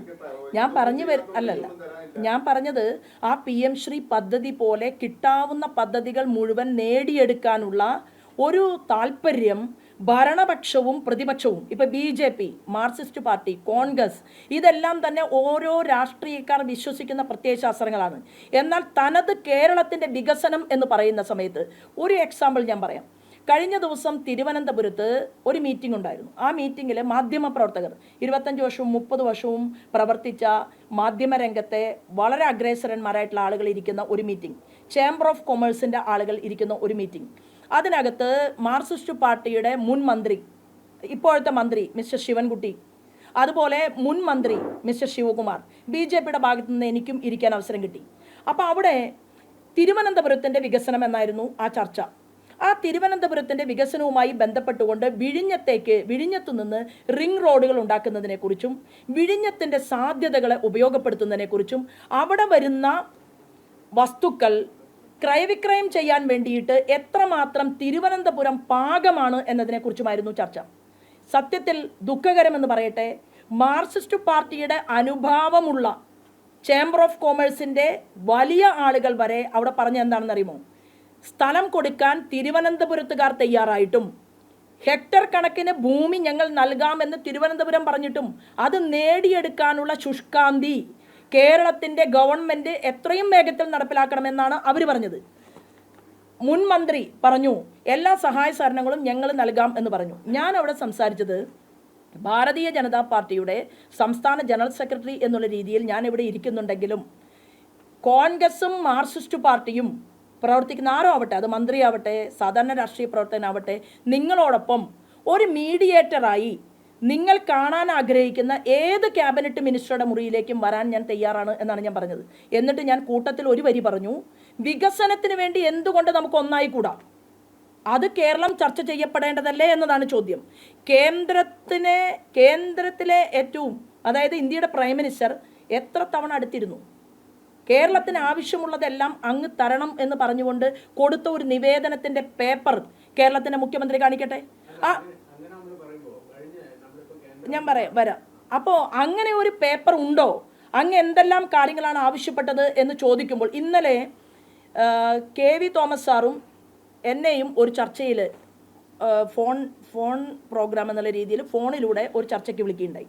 അതിൽ എയിംസുമായി ബന്ധപ്പെട്ടതായിരുന്നു ചർച്ച. ആ ചർച്ചയിൽ വളരെ വ്യക്തമായിട്ട് അവതാരകൻ ചോദിച്ചു, നിങ്ങൾ 4 സ്ഥലം കൊടുത്തു എന്നാണല്ലോ പറയുന്നത് എയിംസിന് വേണ്ടിയിട്ട്. പക്ഷേ മിസ്റ്റർ KV തോമസ് പറഞ്ഞത് ഒരു സ്ഥലം കൊടുത്തതിനെ കുറിച്ചാണ്. ഒരേ ഒരു സ്ഥലം. അത് ശരിയാണോ തെറ്റാണോ? ആരാ പറയേണ്ടത് മുഖ്യമന്ത്രിയല്ലേ. അപ്പോൾ നിങ്ങൾ എത്ര സ്ഥലം എയിംസിന് വേണ്ടിയിട്ട് കൊടുത്തിട്ടുണ്ട്? പറഞ്ഞ നിർവചനങ്ങൾ ഉൾക്കൊള്ളിച്ചുകൊണ്ട് സ്ഥലം കൊടുത്തതിന് ശേഷമാണോ എയിംസ് നൽകപ്പെടാതെ പോയത് എന്ന് പോലും മറുപടിയില്ല. പ്രസംഗത്തിൽ പറയും. കേന്ദ്രമന്ത്രിയുടെ അരികിലിരുന്ന് പറയാമല്ലോ. കേന്ദ്രത്തിൻ്റെ ആരോഗ്യവകുപ്പ് മന്ത്രി ശ്രീമാൻ നദ്ദ, അദ്ദേഹം കാണാൻ സമയം കൊടുക്കില്ലേ? ഒരു മാധ്യമ പ്രവർത്തകയ്ക്ക് സമയം കൊടുത്തു. കേരളത്തിലെ വകുപ്പ് മന്ത്രി വീണ ചെന്നപ്പോൾ സമയം കൊടുത്തില്ല എന്ന് പറഞ്ഞ് കേരളത്തിൽ ചർച്ച നടത്തും. ഞാനും നിങ്ങളും ഒക്കെ കേട്ടതാണ്. അപ്പോൾ വികസനത്തിന് വേണ്ടി തമിഴ്നാട് മോഡൽ, കർണാടക, ഇപ്പോൾ PM ശ്രീ ഇവിടെ വാങ്ങണ്ട എന്നാണ് കേരളത്തിൻ്റെ മുഖ്യമന്ത്രിയെ പ്രതിപക്ഷ നേതാവ് ഉപദേശിച്ചത്. ആണല്ലോ, പ്രതിപക്ഷ നേതാവിൻ്റെ പാർട്ടിയാണല്ലോ കർണാടക ഭരിക്കുന്നത്. കർണാടകയിൽ PM ശ്രീ പദ്ധതി വാങ്ങി, അവർ ആ കോടികൾ വാങ്ങിയെടുത്തു. ഹിമാചൽ പ്രദേശ് ഭരിക്കുന്നത് കോൺഗ്രസ് ആണ്, അവിടെയും കോൺഗ്രസിന് വാങ്ങാം. എന്നാൽ കേരളത്തിലെ ഇടതുപക്ഷ ജനാധിപത്യ മുന്നണിയുടെ മുഖ്യമന്ത്രിയോട് പറയുകയാണ് PM ശ്രീ പദ്ധതി നിങ്ങൾ വാങ്ങരുത്. ഇതിലെ സാങ്കത്യക്കുറവാണ് ഞാൻ ചൂണ്ടിക്കാണിച്ചത്. വികസനത്തിന് വേണ്ടി എന്തുകൊണ്ട് രാഷ്ട്രീയ നേതാക്കന്മാർക്ക് ഒരുമിച്ച് നിന്ന് കാര്യങ്ങൾ അവതരിപ്പിച്ചുകൂടാ? ഈ ചോദ്യമാണ് ഞാൻ ചോദിക്കുന്നത്. എയിംസുമായി ബന്ധപ്പെട്ടുകൊണ്ട് ഒരു ചർച്ച വെക്കട്ടെ മുഖ്യമന്ത്രിയുടെ സാന്നിധ്യത്തിൽ. ആ ചർച്ചയിൽ മുഖ്യമന്ത്രി പറയട്ടെ, ഞങ്ങൾ ഇന്ന പേപ്പറുകളെല്ലാം കേന്ദ്രത്തിന് കൊടുത്തിട്ടുണ്ട്, കേന്ദ്രത്തിൻ്റെ 2 മന്ത്രിമാരെ വിളിക്കട്ടെ. അത് തെറ്റാണോ പറയുന്നത്? ഈ എയിംസ് വരും മറ്റേ മോനെ എന്നൊക്കെ പറഞ്ഞ് BJP ട്രോളാൻ ഒരു അവസരം ഉണ്ടാക്കുകയാണ് സുരേഷ് ഗോപി ചെയ്തത്. ഈ സുരേഷ് ഗോപി അംഗീകരിക്കുന്നുണ്ടോ അത്തരം പ്രസ്താവനകൾ? അല്ല, നോക്കൂ, സുരേഷ് ഗോപി പൊന്നുമോനെ എന്ന് വിളിച്ചു എന്നാണ് ഞാൻ മനസ്സിലാക്കുന്നത്. അല്ല, ഞാൻ കരുതുന്നത്, ഞാൻ കേട്ടിട്ടില്ല. ഞാൻ പറയുന്നത് ഒരാൾ ഏത് വാക്ക് ഉപയോഗിക്കുന്നു അല്ലെങ്കിൽ അതിനെ അല്ല ഞാൻ കണക്കാക്കുന്നത്. ശ്രീമാൻ സുരേഷ് ഗോപി എത്രയോ പാവങ്ങളെ സംരക്ഷിക്കുന്ന ഒരാളാണ്. എനിക്ക് ഏറെ അനുഭവങ്ങളുണ്ട്. ഞാൻ ചൂണ്ടിക്കാട്ടിയിട്ടുള്ള എത്രയോ കുട്ടികൾക്ക് പഠനത്തിന് വേണ്ടി ഞാൻ മാത്രമല്ല, പഠനത്തിന് സഹായം ചെയ്തിട്ടുണ്ട്, വീടുകൾ വെച്ച് കൊടുത്തിട്ടുണ്ട്, സ്വന്തം കയ്യിൽ നിന്ന് പൈസ എടുത്ത് ഉപയോഗിച്ചിട്ടുണ്ട്. അദ്ദേഹത്തിന് ഒരു പക്ഷേ രാഷ്ട്രീയക്കാരെ പോലെ കൃത്യതയോട് കൂടിയിട്ട് വാക്കുകൾ പറയാൻ സാധിക്കുന്നുണ്ടോ എന്നുള്ള കാര്യത്തിൽ അതിനെക്കുറിച്ച് നിങ്ങളാണ് പറയേണ്ടത്, ഞാനല്ല പറയേണ്ടത്. അപ്പോൾ അദ്ദേഹം പ്രവർത്തിക്കുന്നുണ്ടോ എന്ന് നോക്കിയാൽ മതി. അദ്ദേഹം എന്താ പറഞ്ഞത്? ഞാൻ ടൂറിസത്തിൻ്റെ മന്ത്രിയാണ്, ടൂറിസം വകുപ്പ് കൈകാര്യം ചെയ്തുകൊണ്ട് ഞാൻ മുന്നോട്ട് പോകുമ്പോൾ ഏറ്റവും ടൂറിസത്തിന് സാധ്യതയുള്ള കേരളത്തിൻ്റെ വകുപ്പ് മന്ത്രി ഒരു കാര്യവും എന്നോട് ആവശ്യപ്പെടുന്നില്ല എന്നാണ് പറയുന്നത്. ആവശ്യപ്പെടേണ്ടതല്ലേ? ആവശ്യപ്പെട്ടുകൊണ്ട് ടൂറിസം സാധ്യതയ്ക്ക് വേണ്ടി ചെറുപ്പക്കാരനായ മന്ത്രിയാണ് നമുക്കുള്ളത്, നടക്കാൻ വയ്യാത്ത ആളല്ല. ആ ചെറുപ്പക്കാരനായിട്ടുള്ള ഒരു മിനിസ്റ്റർ കേന്ദ്രത്തിൻ്റെ സാധ്യതകളെ ഉപയോഗപ്പെടുത്തിക്കൊണ്ട് ടൂറിസം മേഖലയെ സുദൃഢമാക്കണ്ടേ? ആ ചോദ്യം ചോദിക്കുന്ന സുരേഷ് ഗോപിയെ അംഗീകരിക്കണ്ടേ? ഇപ്പോൾ ടൂറിസം വകുപ്പ് കൈകാര്യം ചെയ്തുകൊണ്ട് അദ്ദേഹം പെട്രോളിയത്തിൻ്റെ മിനിസ്റ്ററുമാണ്. എന്നാൽ ആർക്കും അദ്ദേഹവുമായിട്ട് ചർച്ച ചെയ്യണ്ട എന്ന് താല്പര്യം എങ്ങനെയാണ് വന്നത്? ഭാരതീയ ജനതാ പാർട്ടിയുടെ നേതൃത്വത്തിലുള്ള NDAയുടെ മിനിസ്റ്റർ ആയതുകൊണ്ട്. ഇപ്പോൾ മറ്റൊരു മന്ത്രിയുണ്ട്, ശ്രീമാൻ ജോർജ് കുര്യൻ. ഇവിടെ എത്ര ബുദ്ധിമുട്ടുണ്ട്. ഇപ്പം ഞാൻ ഇരുന്ന് സംസാരിക്കുന്നത് കണ്ണൂരിലാണ്. ഞാൻ കഴിഞ്ഞ ദിവസം ആലപ്പുഴയിലായിരുന്നു. എല്ലാ വർഷവും അവിടെ താറാവുകളെ കൊന്നൊടുക്കുകയാണ്. അപ്പോൾ താറാവുകളെ കൊന്നൊടുക്കുന്നത് ഒരു നിസ്സാരമായ കാര്യമായിട്ടാണ് കേരളത്തിൻ്റെ വകുപ്പ് മന്ത്രിയുടെ തോന്നൽ. ആണോ? ഒരു 10 താറാവുകളെ വളർത്തിക്കൊണ്ട് അതിൽ നിന്ന് ആ മുട്ട വിറ്റ് കിട്ടുന്ന പണത്തിൽ നിന്ന് വീട്ടിൽ കഞ്ഞി വെക്കുന്ന അമ്മമാരുള്ള നാടാണ് ആലപ്പുഴ, കേരളം. അങ്ങനെയുള്ള കേരളത്തിൽ എല്ലാ വർഷവും ഈ താറാവിനെ കൊലപ്പെടുത്തുന്നു. താറാവിന് രോഗമുണ്ടെന്ന് കണ്ടെത്തുന്നു. രോഗമുണ്ടെങ്കിൽ ആ രോഗത്തെ മാറ്റാനുള്ള പ്രതിരോധ മരുന്നെന്താ കണ്ടുപിടിക്കാത്തത്? നമുക്ക് സംവിധാനം വേണ്ടേ? അപ്പം ചെറുതും വലുതുമായിട്ടുള്ള കാര്യങ്ങളിൽ ആമയെ കൊടുക്കുന്നത് ചെറിയ കാര്യമാണോ? ടർട്ടിൽ ടൂറിസം എന്ന് പറയുന്നത് പുരോഗമനപരമായി കേരളത്തിൽ നടന്നാൽ കാസർഗോഡ് മുതൽ തിരുവനന്തപുരം വരെയുള്ള പ്രദേശങ്ങളിൽ ലോകരാജ്യങ്ങളിൽ നിന്ന് ആളുകൾ വരും. ഒരു ഉദാഹരണം ഞാൻ പറയാം. നിങ്ങൾ മാധ്യമപ്രവർത്തകർ മാറി മാറി ഓരോ ജില്ലകളിലും പണിയെടുക്കുന്ന ജോലി ചെയ്യുന്ന ആളുകളാണ്. നിങ്ങൾ പാലക്കാട്, അതായത് പാലക്കാട് ടൗണ് കഴിഞ്ഞ് അങ്ങോട്ട് പോയാൽ പാടം, അതായത് നെൽവയൽ, വെറുതെ ഇട്ടിരിക്കുന്ന നെൽവയലിൽ ചില പ്രദേശത്ത് ആളുകൾ കുടിൽ കെട്ടിയിട്ടുണ്ട്. കുടിൽ കെട്ടിയിട്ട് അവർ ഓൺലൈനായിട്ട് അവർ നമ്പറും കാര്യങ്ങളും എല്ലാം കൊടുത്തിട്ടുണ്ട്. വലിയ തിരക്കാണ് അവിടെ. ആലത്തൂർ ഭാഗത്തുണ്ട്, നെന്മാറയിലുണ്ട്, അതുപോലെ തന്നെ കൊല്ലങ്കോടുണ്ട്.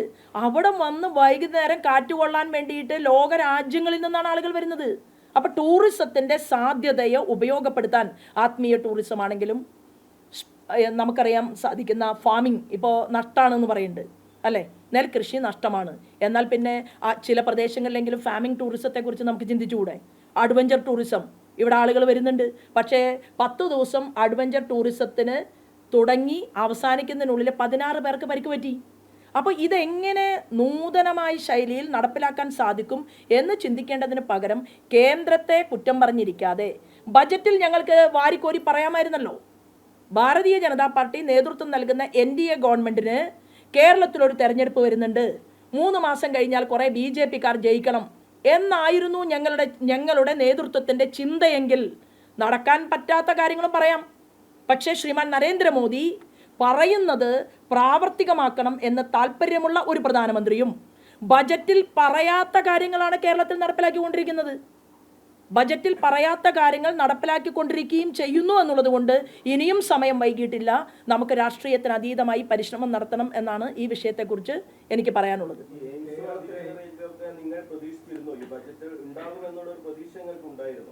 അല്ല, ഞങ്ങൾ ആവശ്യപ്പെട്ടിരുന്നു. അതായത് കേന്ദ്രത്തിൻ്റെ ആരോഗ്യവകുപ്പ് മന്ത്രി പറഞ്ഞു ഉചിതമായ സമയത്ത് ഉചിതമായ സ്ഥലത്ത് കേരളത്തിന് വേണ്ടി എയിംസ് നൽകും എന്ന് അദ്ദേഹം പറയാൻ കാരണം എന്താണ്?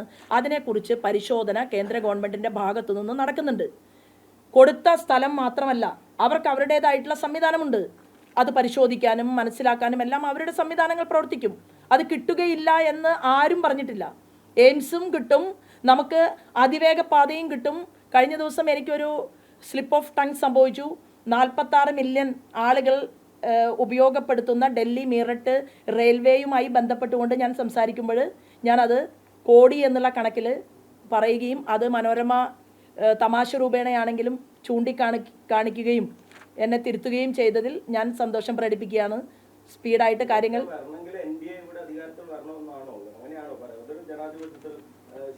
അല്ലല്ല, അതിന് സ്റ്റഡി വേണമെന്നാണ് പറയുന്നത്. നമ്മൾ പറഞ്ഞ എന്താണ്?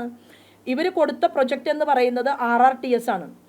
RRTS കൊടുത്തപ്പോൾ RRTSന് ഉപയുക്തമാകുന്ന ജനസംഖ്യയല്ല നമ്മുടെ കേരളത്തിലുള്ളത് എന്നാണ് പറഞ്ഞത്. അതുകൊണ്ടാണ് ശ്രീധരൻ സാറ് പറഞ്ഞ അതിവേഗ പാതയുമായി ബന്ധപ്പെട്ടുകൊണ്ടുള്ള ഒരു ചർച്ചയ്ക്ക് കേരള ഗവൺമെൻറ് എന്തുകൊണ്ട് അവരുടെ ഈ അഹന്തയൊന്ന് കളഞ്ഞ് നമ്മളെക്കാൾ എത്രയോ കൂടുതൽ അറിവുള്ളവരാണ്, രാഷ്ട്രീയക്കാരേക്കാൾ എത്രയോ കൂടുതൽ അറിവുള്ളവരല്ലേ അതത് മേഖലയിലെ ടെക്നോളജിസ്റ്റുകൾ. അപ്പോൾ റെയിൽവേ മേഖലയിൽ ഇത്രയേറെ അവാർഡുകൾ നേടിയിട്ടുള്ള, ഇത്ര കഴിവും പ്രാപ്തിയുമുള്ള, ഈ വയസ്സിലും നാടിന് വേണ്ടി ഇനിയും പണിയെടുക്കണം എന്ന ആഗ്രഹമുള്ള ഒരു പ്രൊജക്റ്റിന് വേണ്ടി കൊടുത്ത കോടികൾ അത് ബാക്കി ഗവൺമെൻറ്റിലേക്ക് തിരിച്ചു കൊടുത്തിട്ടുള്ള ധർമ്മിഷ്ഠനായിട്ടുള്ള ഒരു മനുഷ്യൻ ശ്രീമാൻ മെട്രോ ശ്രീധരൻ, അദ്ദേഹവുമായി ചേർന്നിരുന്നു കൊണ്ട് കേരളത്തിൻ്റെ ഗവൺമെൻറ് ഒരുമിച്ച് ചേർന്ന് നമുക്ക് അതിവേഗ പാത കേരളത്തിൻ്റെ ജനസംഖ്യാ ക്രമത്തിനനുസരിച്ചും നമ്മുടെ യാത്രാ ആവശ്യങ്ങൾക്കനുസരിച്ചും ചർച്ച ചെയ്തുകൊണ്ട് നേടിയെടുക്കണം എന്നാണ് ആ വിഷയത്തിൽ ഞങ്ങളുടെ അഭിപ്രായം.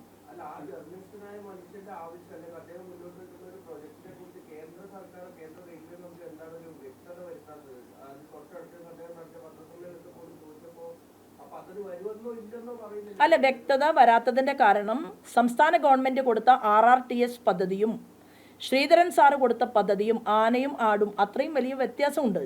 അപ്പം അത് എപ്പോഴും ഒരു സംസ്ഥാനത്തേക്ക് ഒരു പദ്ധതി കൊടുക്കുന്ന സമയത്ത് കേന്ദ്രത്തിന് ആഴത്തിൽ പഠിക്കേണ്ടതുണ്ട്. പഠിച്ചത് ഇംപ്ലിമെൻ്റ് ചെയ്യണം. അതിന് സമയം പിടിക്കുമെന്നാണ് പറഞ്ഞത്.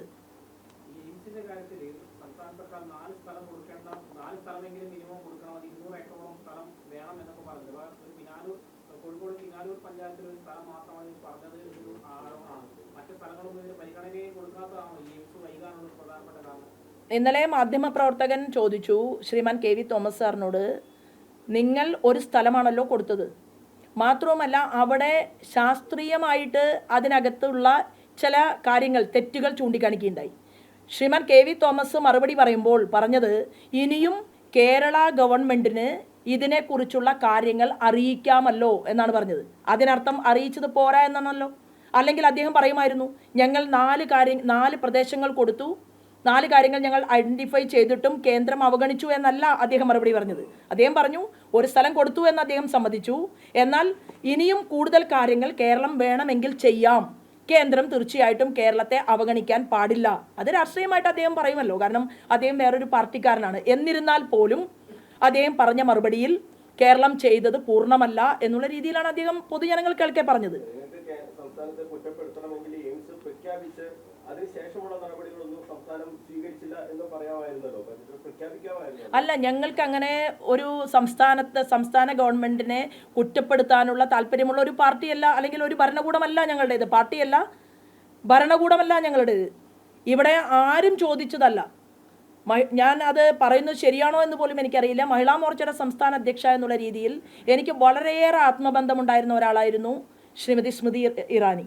അപ്പം ശ്രീമതി സ്മൃതി ഇറാനിയെ ഞങ്ങൾക്കൊരു IIT-യുമായി ബന്ധപ്പെട്ടുകൊണ്ട് ആഗ്രഹമുണ്ട് എന്ന് പാലക്കാടിലെ MP രാജേഷ് പറയുന്നതിന് മുൻപ്, ഇന്നത്തെ മന്ത്രി അന്നത്തെ MP രാജേഷ് പറയുന്നതിന് മുൻപ് വീട്ടിൽ പോയിരുന്ന് ചർച്ച നടത്തിയപ്പോൾ ഞാൻ ചോദിച്ചു, ഇത് മാധ്യമ സുഹൃത്തുക്കളെ വീട്ടിലേക്ക് വിളിക്കാമോ? അപ്പോൾ നേതാവ് പറഞ്ഞ എന്താണെന്നറിയുമോ, നമുക്ക് ഓരോ പദ്ധതികളും കൊടുക്കുന്നത് പരിഗണനയിൽ വരുത്തി കൊടുത്തതിന് ശേഷം മാധ്യമപ്രവർത്തകർ റിപ്പോർട്ട് ചെയ്യട്ടെ എന്നാണ് അവർ പറഞ്ഞത്. അവിടെ നമുക്ക് IIT പാലക്കാട് കിട്ടിയതിൻ്റെ അവകാശം, അല്ലെങ്കിൽ ചോദിച്ചതിൻ്റെ അവകാശം ആര് വേണമെങ്കിലും ഏറ്റെടുത്തോട്ടെ, അത് വിഷയമല്ല. പക്ഷേ പ്രശ്നം ആ IIT-ക്ക് പോലും മറ്റു സംസ്ഥാനങ്ങളിലുള്ളതുപോലെ ഗവൺമെൻറ്റിന് സ്ഥലം ഏറ്റെടുക്കാനോ സ്വന്തമായിട്ടുള്ള സ്ഥലം കാണിച്ചു കൊടുക്കാനോ സാധിക്കാത്ത ഒരു സംസ്ഥാന ഗവൺമെൻറ്റാണ്. അപ്പോൾ കുറ്റപ്പെടുത്താതിരിക്കുക എങ്ങനെയാണ്? അപ്പോൾ തീർച്ചയായിട്ടും ചെയ്യേണ്ടത്, എൻ്റെ ഒരു അഭിപ്രായം, മാധ്യമപ്രവർത്തകരാണല്ലോ ഏറ്റവും കൂടുതൽ ചോദ്യങ്ങൾ ചോദിക്കാൻ താല്പര്യമുള്ളവർ. അപ്പം മാധ്യമപ്രവർത്തകരിലെ ആളുകളെ കൂടി സെലക്ട് ചെയ്തുകൊണ്ട് എല്ലാ രാഷ്ട്രീയ പാർട്ടിയിലെയും ആളുകളെ പങ്കെടുപ്പിച്ചുകൊണ്ട് എന്തുകൊണ്ട് സുതാര്യമായി എയിംസിനെ കുറിച്ചുള്ള ഒരു ചർച്ച നടത്തിക്കൂടാ? ഞങ്ങൾ ഇന്ന കാര്യം ചെയ്തു നിർത്തി, ഇവിടെ നിന്ന് നമുക്ക് വീണ്ടും തുടങ്ങണം എന്നെന്തുകൊണ്ട് പറഞ്ഞുകൂടാ? നമ്മുടെ കേരളത്തിന് വേണ്ടി നമുക്ക് അങ്ങനെ ഒന്ന് ശ്രമിച്ചാൽ എന്താണ്? ഒരു വ്യത്യസ്തത പുലർത്തിക്കൂടെ എയിംസിൻ്റെ കാര്യത്തിൽ?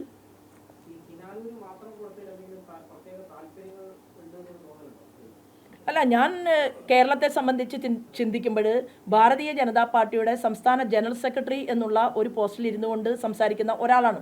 അപ്പോൾ സ്വാഭാവികമായിട്ടും നമ്മൾ ഒരു സ്ഥലം കൊടുക്കേണ്ടത് ഏറ്റവും കൂടുതൽ രോഗികൾക്ക് എത്തിപ്പെടാൻ സാധിക്കുന്ന ഒരു സ്ഥലം, മറ്റു മെഡിക്കൽ കോളേജ് സംവിധാനങ്ങൾ ഇല്ലാത്ത ഒരു സ്ഥലം, ഏറ്റവും കൂടുതൽ ദരിദ്രരായിട്ടുള്ള വ്യക്തികൾ ഉൾക്കൊള്ളുന്ന ഒരു സ്ഥലം, ശസ്ത്രക്രിയകൾ ചെയ്യാൻ വേണ്ടിയിട്ട് കയ്യിൽ പണമില്ലാത്തവരുടെ കൂടുതൽ ആളുകൾ എത്തിപ്പെടാൻ സാധിക്കുന്ന ഒരു സ്ഥലം, അങ്ങനെയുള്ള ഒരു സ്ഥലം സെലക്ട് ചെയ്ത് കൊടുക്കുകയും അത് കേരളത്തിന് വേണ്ടി നേടിയെടുക്കുകയും വേണം എന്നുള്ള ഒരു ആഗ്രഹം മാത്രമേ എനിക്ക് ഈ വിഷയത്തെക്കുറിച്ചുള്ളൂ. അല്ല, ആ സ്ഥലം ഏതാണെന്ന് ഞാനല്ലല്ലോ പറയേണ്ടത്. നമുക്ക് കണക്കുകൾ വേണം. ക്യാൻസർ ബാധിതരായിട്ടുള്ള ആളുകൾ ഇപ്പോൾ ഏറ്റവും കൂടുതൽ രാജ്യത്ത് സ്തനാർബുദവും ഗർഭാശയ ക്യാൻസറും ഏറ്റവും സ്പീഡായിട്ട് പടരുന്നത് കേരളത്തിലാണ്. എന്നാൽ ഒരു മെഡിക്കൽ കോളേജിലും ഈ രണ്ടിനും വേണ്ടിയിട്ട് ഒരു പ്രത്യേക വിഭാഗം പോലും ഇല്ല എന്നുള്ളതാണ്. നമ്മുടെയൊക്കെ ചേച്ചിമാർ, അല്ലെങ്കിൽ നമ്മുടെയൊക്കെ അനുജത്തിമാർ, നമ്മുടെ അമ്മമാർ, അവർക്കൊക്കെയാണ് ഈ സമൂഹത്തിലെ മുഴുവൻ സ്ത്രീകൾക്കും വേദനയുള്ള ഒരു സംഭവം വന്നിട്ടും അതിന് പോലും മെഡിക്കൽ കോളേജുകൾ. അപ്പോൾ അതിൻ്റെ കണക്കെടുക്കണ്ടേ?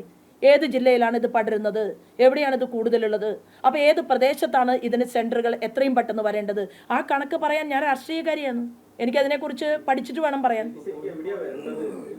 രാജീവ് ചന്ദ്രശേഖർ പറയുന്നു തിരുവനന്തപുരത്ത്, സുരേഷ് ഗോപി പറയുന്നു ആലപ്പുഴയിൽ അല്ലെങ്കിൽ തൃശ്ശൂരിൽ നിന്ന്. ഇത് ശരിക്കും എവിടെയാണ് വരേണ്ടത്? ഈ തർക്കമാണോ കേരളത്തിന് എയിംസ് നഷ്ടപ്പെടുത്തിയത് ഈ ബജറ്റ്? നോക്കൂ, എയിംസ് നമുക്ക് കിട്ടാൻ വേണ്ടിയിട്ടുള്ള പ്രധാനപ്പെട്ട ആവശ്യം എന്ന് പറയുന്നത് കേന്ദ്രം നിശ്ചയിച്ചിട്ടുള്ള മാനദണ്ഡങ്ങൾ പൂർത്തിയാക്കിക്കൊണ്ട് അവർ പറഞ്ഞ എല്ലാ കാര്യങ്ങളും പരിശോധിച്ചുകൊണ്ടുള്ള വ്യക്തതയോട് കൂടിയിട്ടുള്ള ഒരു സ്ഥലം. അല്ലല്ല, നോക്കൂ, BJPയെ സംബന്ധിച്ച് BJPയുടെ ആഗ്രഹം എന്ന് പറയുന്നത് കേരളത്തിൽ എയിംസ് ഉചിതമായ സ്ഥലത്ത് വരിക എന്നുള്ളതാണ്. അവിടെ ശ്രീമാൻ സുരേഷ് ഗോപി പറഞ്ഞു, അല്ലെങ്കിൽ ശ്രീ രാജീവ് ചന്ദ്രശേഖർ പറഞ്ഞു, അല്ലെങ്കിൽ ഇനി മത്സരിക്കാൻ എനിക്ക് ആഗ്രഹമുള്ള ഏതെങ്കിലും ഒരു മണ്ഡലം ഉണ്ടെങ്കിൽ അവിടെ ഞാൻ പറഞ്ഞു, അല്ലെങ്കിൽ വേറൊരാൾ പറഞ്ഞു. ഇതല്ല അതിൻ്റെ മാനദണ്ഡം എന്ന് പറയുന്നത് നമുക്ക് എയിംസ് കിട്ടണം. എയിംസ് കിട്ടാൻ ഏറ്റവും യോഗ്യതയുള്ള ഒരു സ്ഥലം കണ്ടെത്താൻ അതിനാവശ്യമായിട്ടുള്ള ചർച്ചകൾ സംഘടിപ്പിക്കുക, അത് കൃത്യതയോടുകൂടി പേപ്പർ കൊടുക്കുക, ആ പേപ്പറിൻ്റെ കോപ്പി ജനസമക്ഷത്ത് വയ്ക്കുക എന്നുള്ളതാണ്. ഹെൽപ്പ് എന്തായാലും 2 കേന്ദ്രമന്ത്രിമാരുടെ ഭാഗത്തു നിന്നും ഉണ്ടാകും. നമ്മുടെ രാജ്യസഭാ മെമ്പർ ഒരാളുണ്ട്, കണ്ണൂർക്കാരനാണ്, അദ്ദേഹവും അതിനു വേണ്ടിയിട്ട് പരിശ്രമിക്കും. അല്ല, ഇതില് ഞാൻ പറഞ്ഞതിലെല്ലാം ഉണ്ടല്ലോ. വീണ്ടും ഇപ്പൊ എന്താ ആഗ്രഹിക്കുന്നത്? ശോഭാ സുരേന്ദ്രൻ പറഞ്ഞ എന്നെ ഒരു പോയിന്റിലേക്ക് കൊണ്ടുപോകണം. അല്ലല്ല, നോക്കൂ, ഞാൻ പറയുന്നത് കേരള ഗവൺമെന്റിന് വിട്ടുവീഴ്ച പറ്റി എന്നുള്ളത് കേരളത്തിന്റെ ആരോഗ്യവകുപ്പ് മന്ത്രിയും മുഖ്യമന്ത്രിയും സമ്മതിക്കണം. ഇനി മിനിമം സമ്മതിക്കുന്നില്ല എന്ന് വെക്കട്ടെ, വിട്ടു. നിങ്ങൾ സമ്മതിച്ചാലും സമ്മതിച്ചില്ലെങ്കിലും കേരളത്തിന് എയിംസ് കൊടുക്കുക എന്നുള്ളത് അത് നമ്മളെല്ലാവരും ഒരുമിച്ച് ചേർന്നുകൊണ്ട് ചെയ്യേണ്ട ഒരു കടമയാണ്. അത് ചെയ്തേ പറ്റൂ. ഉചിതമായിട്ടുള്ള സ്ഥലത്തെക്കുറിച്ചുള്ള ഒരു ജനങ്ങൾ അറിയണം. എന്ത് പേപ്പറാണ് കൊടുത്തത്? മോദിജിയുടെ അരികിൽ ഇടതുഭാഗത്ത് ഇരുന്നുകൊണ്ട് കാര്യമുണ്ടോ? അല്ലെങ്കിൽ വലതുഭാഗത്ത് ഇരുന്നുകൊണ്ട് കാര്യമില്ല. പേപ്പർ വേണം. ധനകാര്യ വകുപ്പ് മന്ത്രിയോട് കണക്ക് ചോദിക്കുമ്പോൾ കോമയില്ലാതെ, പൂജ്യമില്ലാതെ അങ്ങനെ കണക്ക് കൊടുത്തിട്ട് കാര്യമില്ല. കൃത്യതയോടുകൂടി കാര്യങ്ങൾ കൈകാര്യം ചെയ്താൽ നമുക്ക് വികസനത്തിൻ്റെ പാതയിൽ മുന്നോട്ട് പോകാൻ സാധിക്കും. കേരളം വികസിക്കപ്പെടേണ്ടത് തന്നെയാണ്. അന്ധമായിട്ടുള്ള രാഷ്ട്രീയത്തിലൂടെ, വോട്ട് ബാങ്ക് രാഷ്ട്രീയത്തിലൂടെ കേരളത്തെ ഛിന്നഭിന്നമാക്കാൻ അനുവദിക്കില്ല എന്നുള്ളതാണ് ഭാരതീയ ജനതാ പാർട്ടിയുടെ സ്റ്റാൻഡ്.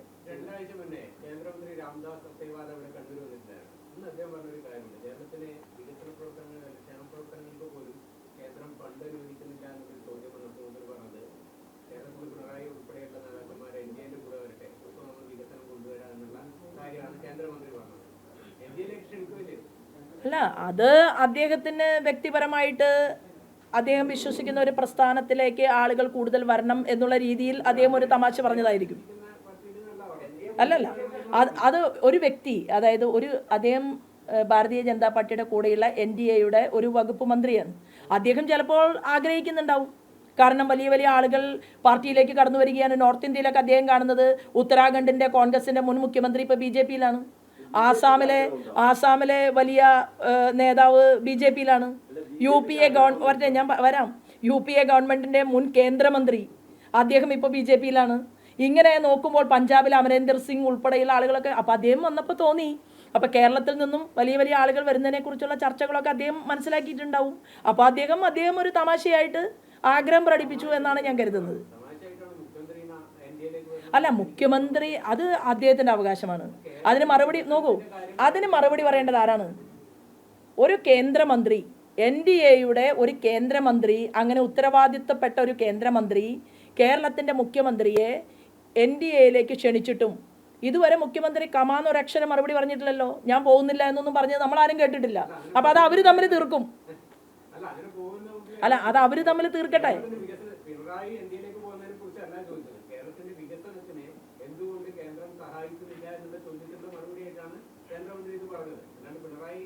അദ്ദേഹം ഉദ്ദേശിച്ചത് ചിലപ്പോൾ ഇങ്ങനെയായിരിക്കും. അതായത് ഒരു ഡബിൾ എഞ്ചിൻ സർക്കാർ വേണം എന്ന് ഞാൻ ഉൾപ്പെടെയുള്ള ആളുകൾ എന്തിനാണ് പറയുന്നത്? ഒരു ഡബിൾ എഞ്ചിൻ സർക്കാർ എന്ന് പറയുന്നത് ഭാരതീയ ജനതാ പാർട്ടിയുടെ നേതൃത്വത്തിലുള്ള ഒരു NDA ഗവൺമെൻറ് ആയിരുന്നുവെങ്കിൽ, ഇപ്പോൾ ത്രിപുരയുടെ എക്സാമ്പിൾ പറയാം. ത്രിപുരയിൽ നടന്നിരുന്ന വികസനം എന്ന് പറയുന്നത് കേന്ദ്രത്തിൽ പോയി ഒരു കാര്യവും ത്രിപുര സംസ്ഥാനത്തിൻ്റെ വികസനത്തിന് വേണ്ടി വാങ്ങിയെടുക്കാത്ത കുറേ ആളുകൾ, രാഷ്ട്രീയ നേതാക്കന്മാർ. ഭരണം മാറിയപ്പോൾ അവിടെ വികസന പ്രവർത്തനത്തിന് വേണ്ടി 6 ഇരട്ടി പണം കിട്ടിയെന്ന് അവിടുത്തെ തന്നെ പ്രതിപക്ഷം പറഞ്ഞ ഒരു സാഹചര്യം. അപ്പോൾ BJP നേതൃത്വം നൽകുന്ന NDA കേരളത്തിൽ വരികയാണെങ്കിൽ ഞങ്ങൾക്കുറപ്പുണ്ട് കേന്ദ്രം പ്രഖ്യാപിക്കുന്ന പദ്ധതികൾ സമയബന്ധിതമായി ജനങ്ങളിലേക്ക് എത്തിക്കും എന്നുള്ളത്. അത് ഞങ്ങളുടെ ആഗ്രഹമാണ്. അത് ഞങ്ങൾ പറയും. നമ്മുടെ ഒരു സംവിധാനത്തിനെതിരായ കാര്യങ്ങളല്ലേ സംവിധാനത്തിനെതിരല്ലോ. അതായത് എന്തുകൊണ്ട് കേരളത്തിൻ്റെ ഭരണപക്ഷവും പ്രതിപക്ഷവും ഒരുമിച്ച് ചേർന്നുകൊണ്ട് മറ്റു സംസ്ഥാനങ്ങളിലെ പോലെ വികസനത്തിന് വേണ്ടി കേന്ദ്രത്തിൽ നിന്ന് പണം നേടിയെടുക്കുന്നില്ല? ഇതല്ലേ ചോദ്യം. കൊടുക്കാത്തതല്ല, ചോദിക്കാത്തതാണ് കുഴപ്പം. ചോദിക്കുന്നില്ല, വാങ്ങിയെടുക്കണമെന്ന ആഗ്രഹമില്ല. കേന്ദ്രത്തിൻ്റെ പ്രധാനമന്ത്രി ആവാസ് യോജന പദ്ധതി അത് വേണമെന്ന് നിർബന്ധമില്ല. പാവപ്പെട്ടവർക്ക് ആ ഫണ്ട് കിട്ടണമെന്ന ആഗ്രഹമില്ല.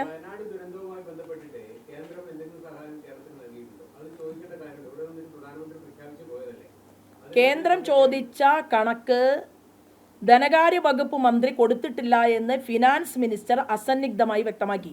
ഒരു ദുരന്തം ബാധിച്ച് അവിടെ മനുഷ്യരുടെ ശവം മറവ് ചെയ്തത് മാധ്യമപ്രവർത്തകർ ഉൾപ്പെടെ കണ്ടതാണ്. എല്ലാം സന്നദ്ധ സംഘടനകളാണ്.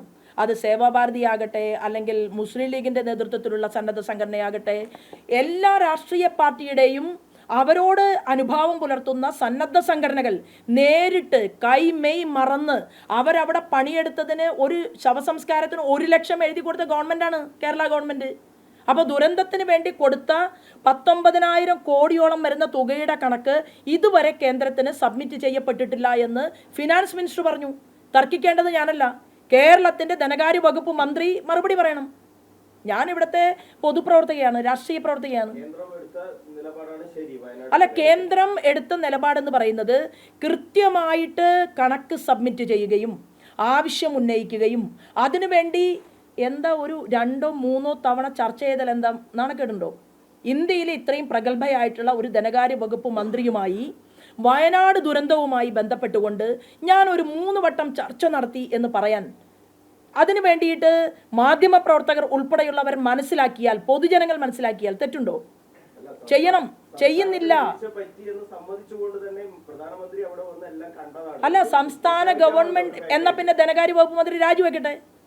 ധനകാര്യ വകുപ്പ് മന്ത്രി വയനാട് ദുരന്തവുമായി ബന്ധപ്പെട്ടുകൊണ്ട് ചോദിച്ച പേപ്പറുകൾക്ക് ഉത്തരം കൊടുക്കാതെ, കണക്ക് കൊടുക്കാതെ അലംഭാവപൂർണമായ സമീപനം സ്വീകരിച്ചതിൻ്റെ പേരിൽ ഈ ധനകാര്യ വകുപ്പ് മന്ത്രിയെ മാറ്റി മറ്റൊരു ധനകാര്യ വകുപ്പ് മന്ത്രിയെ വെക്കട്ടെ കസേരയിൽ.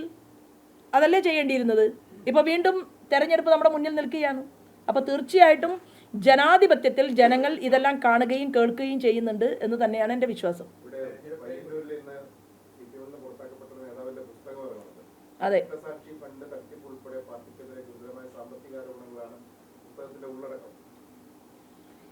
അതായത് സ്വന്തം പ്രസ്ഥാനത്തിന് വേണ്ടി അല്ലെങ്കിൽ കൊല ചെയ്യപ്പെട്ട വ്യക്തികൾക്ക് വേണ്ടി പിരിച്ചെടുത്ത തുക പോലും അഴിമതി നടത്തുന്ന ഒരു പാർട്ടിയാണ് മാർക്സിസ്റ്റ് പാർട്ടി എന്ന് പച്ചയായിട്ട് അദ്ദേഹം കേരളത്തിൻ്റെ മുന്നിൽ വ്യക്തമായി പറയുകയും എൻ്റെ ജീവനിൽ പോലും എനിക്ക് കൊതിയില്ല എന്നുള്ള അർത്ഥത്തിൽ അദ്ദേഹം മറുപടി പറയുകയും എന്തും ഏറ്റെടുക്കാൻ ഞാൻ തയ്യാറാണ് എന്ന് പറയുകയും ചെയ്തതിന് ശേഷം അദ്ദേഹം ഒരു പുസ്തകം പുറത്തിറക്കാൻ പോവുകയാണ്. അപ്പോൾ ഇങ്ങനെയുള്ള ഒരു പാർട്ടി നേതൃത്വം നൽകുന്ന ഇടതുപക്ഷ ജനാധിപത്യ മുന്നണി എത്ര കോടി രൂപ കേരളത്തിലെ ജനങ്ങൾക്ക് വന്നത് വകമാറി ചെലവഴിച്ചിട്ടുണ്ടാകും എന്നുള്ള ചോദ്യം കേരള രാഷ്ട്രീയം ചർച്ച ചെയ്ത് തുടങ്ങി എന്നുള്ളതാണ്. അത് വരാൻ പോകുന്ന നാളുകളിൽ അതിൻ്റെ റിഫ്ലക്ഷൻ ഉണ്ടാകും എന്നുള്ള കാര്യത്തിൽ തർക്കമില്ല. മാർക്സിസ്റ്റ് പാർട്ടിയിൽ നിന്ന് ഞങ്ങളുടെ പ്രസ്ഥാനത്തിനകത്തേക്ക് ആളുകൾ ഒഴുകി വരികയാണ്. കഴിഞ്ഞ ദിവസം പോലും ഒരു ബ്ലോക്ക് പഞ്ചായത്ത് മെമ്പറായി 25 വർഷത്തോളം മാർക്സിസ്റ്റ് പാർട്ടിയിൽ പ്രവർത്തിച്ച ഒരു സഹോദരി ഞങ്ങളുടെ മെമ്പർഷിപ്പ് ഇന്നലെ ഓഫീസിൽ വന്ന് എടുത്തു കഴിഞ്ഞിട്ടുണ്ട്. അപ്പോൾ യഥാർത്ഥത്തിൽ എന്തിനു വേണ്ടിയാണോ ഈ പാർട്ടിക്കകത്ത് പ്രവർത്തിച്ചത് ആ സ്വത്വം നഷ്ടപ്പെടുത്തിക്കൊണ്ട് മാർക്സിസ്റ്റ് പാർട്ടി കേരളത്തിൽ മുന്നോട്ട് പോകുന്നു എന്നുള്ളത് ബോധ്യപ്പെടുന്ന ഒരു സാഹചര്യമാണ് കേരളത്തിൽ നമ്മൾ കാണുന്നത്. വിശിഷ്യ അത് കണ്ണൂരിൽ നിന്ന് അതിൻ്റെ പൊട്ടലും ചീറ്റലും തുടങ്ങിക്കഴിഞ്ഞു.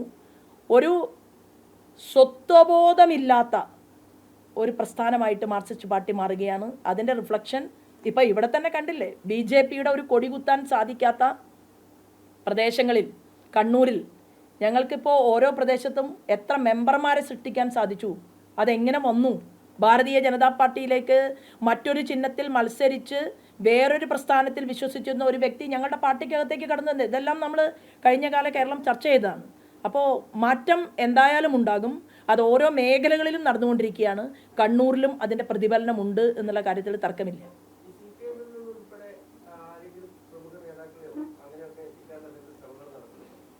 അല്ല, CPIM-ൽ നിന്ന് പ്രമുഖ നേതാക്കന്മാർ എത്താൻ വേണ്ടിയിട്ടുള്ള പരിശ്രമം നടക്കുമ്പോഴും 2 ആഴ്ച കഴിയുമ്പോൾ മാറ്റി പറയും.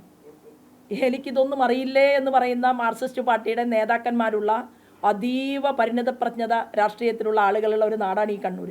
വന്ന് ഷാൾ ഇട്ട് കഴിഞ്ഞിട്ടേ ഇനി നമുക്ക് മാധ്യമപ്രവർത്തകർ കാണും. അതായത് അകത്ത് കയറി ഷാളിട്ട് തിരിച്ചിറങ്ങുമ്പോൾ മാത്രമേ ആ വസ്തുത സ്ഥിരീകരിക്കാൻ പറ്റൂ, സംഭവിക്കും. അല്ലല്ല, ഞാനങ്ങനെ പ്രത്യേകിച്ച് ഒന്നും ഉദ്ദേശിച്ചിട്ടില്ല.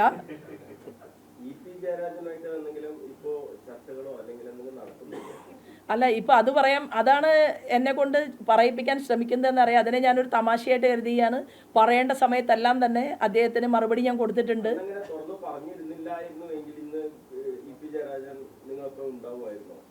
അല്ലല്ല, അതൊക്കെ അന്നേ ഞാൻ പറഞ്ഞല്ലോ. കാരണം ആ ഫോൺ കോളല്ലേ. ഞാനും ഒരു പുസ്തകം എഴുതുന്നുണ്ട്, ഒരു 5 കൊല്ലം കൂടി കഴിയട്ടെ.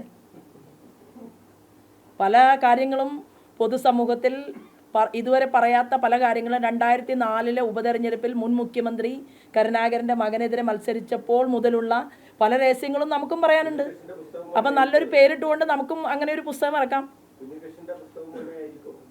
അല്ല, കുറേയേറെ അറിയാത്ത കാര്യങ്ങളൊക്കെ അതിലുണ്ടാവും.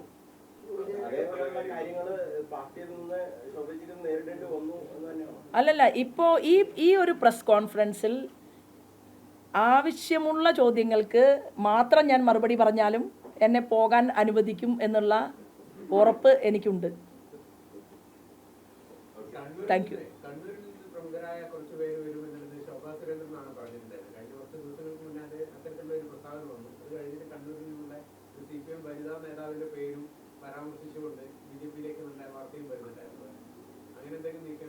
അല്ല, നമ്മളെന്തിനാണ് മുൻകൂട്ടി പറയുന്നത്? കാരണം സൂചന കൊടുക്കുമ്പോൾ തന്നെ മാർക്സിസ്റ്റ് പാർട്ടിക്കകത്ത് പരക്കം പാച്ചിൽ തുടങ്ങും. അപ്പോൾ വരാൻ നിൽക്കുന്നവരൊക്കെ വരട്ടെ, വന്നതിന് ശേഷം മാധ്യമ സുഹൃത്തുക്കൾക്ക് കാണാമല്ലോ.